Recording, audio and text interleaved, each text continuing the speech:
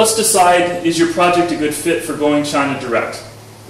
So you ask two questions. One is China ready for you? Meaning, is the bill of material, the raw materials, the components, are they readily available? Do they have the production technologies? For example, if you have a very high-end product, let's just say it's in electronics and you need a battery that's only made in Japan, a solar panel that comes from Korea, you need some specialized chemicals that are only available from Dow in New Jersey.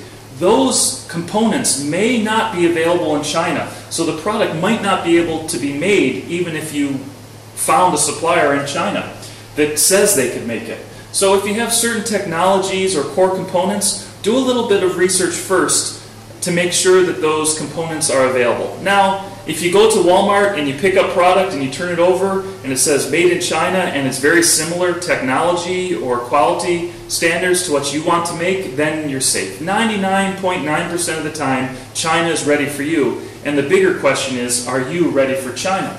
When I talk about are you ready for China, we're really addressing, do you have the budget and the skill set to manage the supply chain?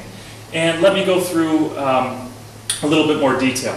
So, as I mentioned before, you're cutting out intermediaries when you go direct to China.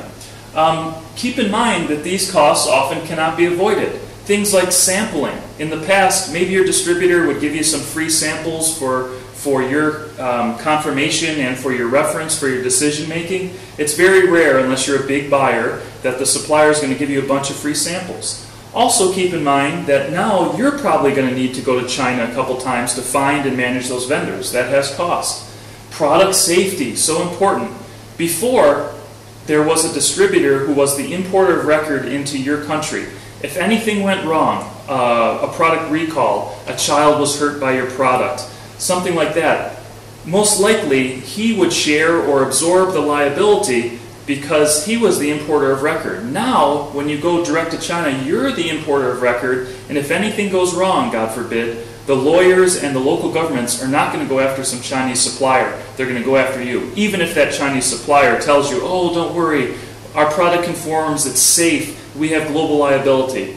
Like a U.S. lawyer is going to try to get a Chinese-based seller into a U.S. court case. It doesn't happen. You're the one that has the exposure as the importer of record. Now, if you're buying from China direct, you're responsible for international shipping, obviously, but that's a whole other skill set. How to clear customs, how to arrange a freight forwarder, all of that stuff. It's not that hard, but if it's your first time, it can be a little bit intimidating.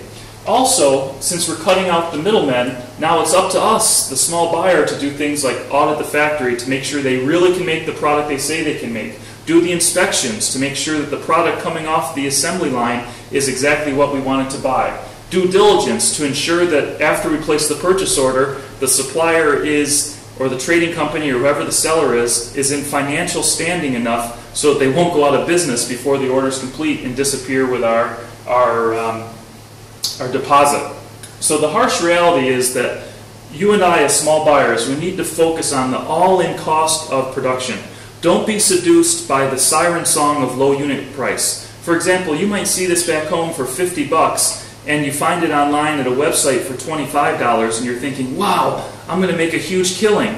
But then you realize you might have to spend a couple dollars per unit on shipping. What about the $1,000 you need to do some auditing? What about the 25,000 US dollars needed to register yourself as the official licensed importer? So there's a whole host of surprises that can come about because you're cutting out middleman. Okay, so let's see, we covered this one already. Now let's go to some of the strategies in terms of putting together a budget to determine, can I go factory direct or not? Do I have the budget and experience? It's a bit of a long list, but I would like to go through it because these are things you can't really avoid. You have to have these bases covered if you're going factory direct. So the first is auditing the factory, making sure before you place the purchase order that they're a legitimate factory. In China, this is the country that built the Great Wall. They recently put a man in space. In theory, anything is possible in China. But in practice, has your supplier really had experience making a wireless mouse, for example? You might contact a trading company that deals in textiles and say, I want a wireless mouse. Most likely, because they think they can make some money and organize it behind the scene, they're going to say, sure, no problem, we'll organize a wireless mouse. That's a recipe for disaster. So you want to do your auditing to make sure that who's ever selling to you, whether it's a distributor, a trading company, a wholesaler, actually has experience with the product you want to buy, because everyone will say that they can do it. Now, what does it cost? Well, if you fly yourself to China and spend a couple days at the factory, hotels, food, and the transportation, it can be done for under $3,000. It's great to go visit the suppliers, build that relationship, see what's really going on. Now, the good news is, if you don't want to fly over there and you're on a tight budget, for a couple $100 US, third parties can come in and do an audit on your behalf to confirm that the factory has the ability and experience to make a given widget. But you need to do an audit, either on your own or with a third party, before you place the purchase order. Next is more due diligence, confirming that the supplier is financially stable. So you do this after you do the quality audit. You make sure they can make it. Then you want to confirm through due diligence that they're a reputable company that's not going to run away with your money. So asking for references. Mr. Supplier, I'm looking forward to do business with you. You meet my quality expectations, but I want to understand if you're a sound business. Can you give me a couple referrals from happy customers? It doesn't cost you anything to ask. If you want a detailed background check, the company that I use is CBI Consulting. They're American-owned, China-based. And for a few $1,000s, they'll give you a lot of detail about the supplier. How long have they been in business? Who actually owns the company? Do they have any outstanding debts or lawsuits? Now, for small order buyers, that might be a little bit extreme. But if your order goes over $10,000, $20,000, $100,000, it's really important to know who you're dealing with in China. So due diligence is a key step. Okay, speaking of key steps, it's so important that you have a proper purchase order.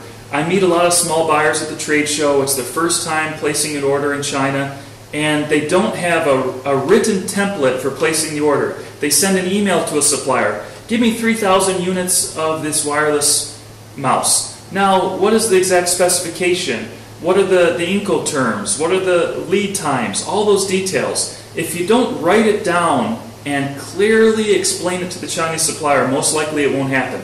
So issuing a purchase order in the form of a phone call or email is dangerous. You need a real template that defines what are you buying, what are your quality expectations, lead time expectations. So get yourself an English-speaking Chinese lawyer. Don't go to the lawyers back home that will charge you tens of thousands of dollars and outsource it to a Chinese lawyer anyways. Go find a Chinese lawyer that speaks English based in China, and for a few $100 US, you can get a proper template made up for your purchase order and purchasing contract. Another thing to keep in mind in terms of upfront costs are samples. Now, not only do you probably need samples to confirm that your product meets your customer's expectations, but you want to have a sample on hand so that when the order is delivered, you can compare and see if it's exactly what you agreed. Now, if you are doing anything customized, then you're going to need to do prototyping. The cost of sending samples and prototypes back across the ocean, you're dealing in FedEx, which is getting more and more expensive. So build into your budget the costs of developing prototypes or at least getting confirmation samples back and forth. If your product is light, great. But if you're dealing in something bulky and heavy, this can be a real impact on your budget.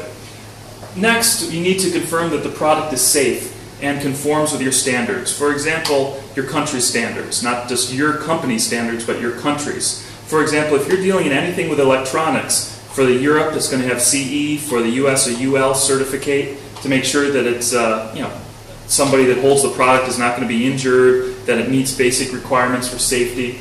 So even if the factory says that it's UL approved, as usual, you're the importer of record, so it's up to you to confirm that UL is valid and that the product is actually safe. I've seen lots of small, sloppy suppliers in China simply stick the CE and UL mark on a product that has never been tested for conformance before. But the buyer thinks, oh, it has this mark on there, it must be safe. Think again. It's up to you to confirm that certificate is still valid and the product is safe. Luckily, it doesn't cost a lot of money when you work with testing labs, but it is a fixed expense that you shouldn't avoid if you want to source safely in China. Okay.